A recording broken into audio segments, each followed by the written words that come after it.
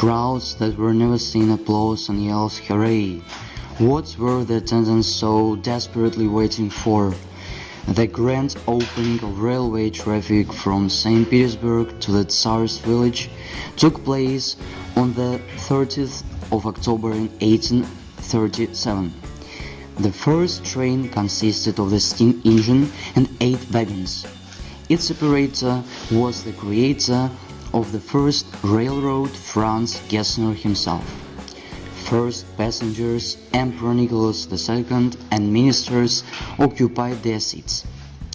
And at 12:30, the church's bell announced the departure. Audience that gathered on the both sides of the rails was deeply impressed. In half an hour, train arrived at the station, where the feast for the first passengers was arranged. All the constructions cost a great sum of money, 5 million rubles. No wonder their opening met enthusiastic response. The railway companies were of vital importance, firstly as the mean of transport, secondly as the sphere of economic development. During Soviet times, trains were mainly used as a military or industrial transport. Information about Russian railway companies was a top secret for a long time. Only recent years some of it has come to the surface. Until 1990, were there almost 9,000 locomotives. Unfortunately, after the collapse of the Soviet Union, a large part of it deteriorated in a bad condition and was lost. So there was no strategic reserve over in the case of a crisis or war. However, some of locomotives remained and were protected by volunteers. Today, the most powerful of them and the museum property, which is looked after by restorers and scientific workers. Today, there are several railway museums in St. Petersburg, one of the largest in near Warshawski railway station, where you can see exhibits even from 19th century. At the end of the last century, the model of the first steam engine that made its first journey from St. Petersburg to the Tsar's village was installed in the special glass pavilion. Modern building of the Vitebsky station appeared in 1904 to the project of the architect Brzozowski.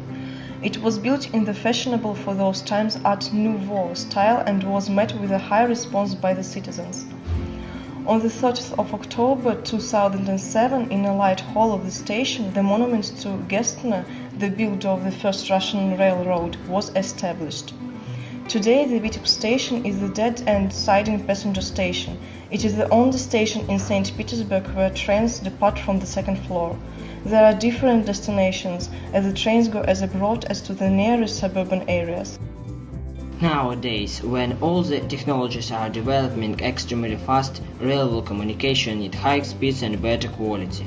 And you can see its improvement in every engine and new equipment for the railroad. Scientific works of the construction department of the research institute in the Tsar's village are busy with creation modern snow removal equipment for railways.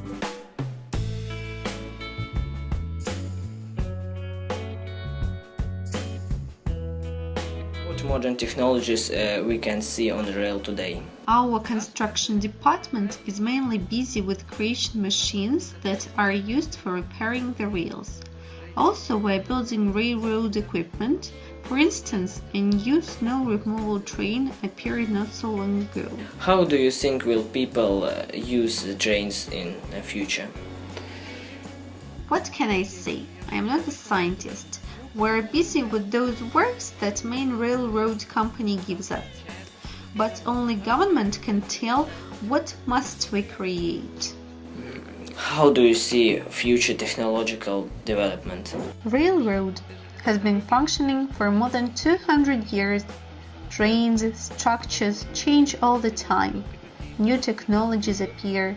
Everything that we're used to modifies. Everything is processed, but it doesn't vanish. It is impossible to imagine our future life without rails. As it sounds in one of the songs, after all, it has a lifelong length.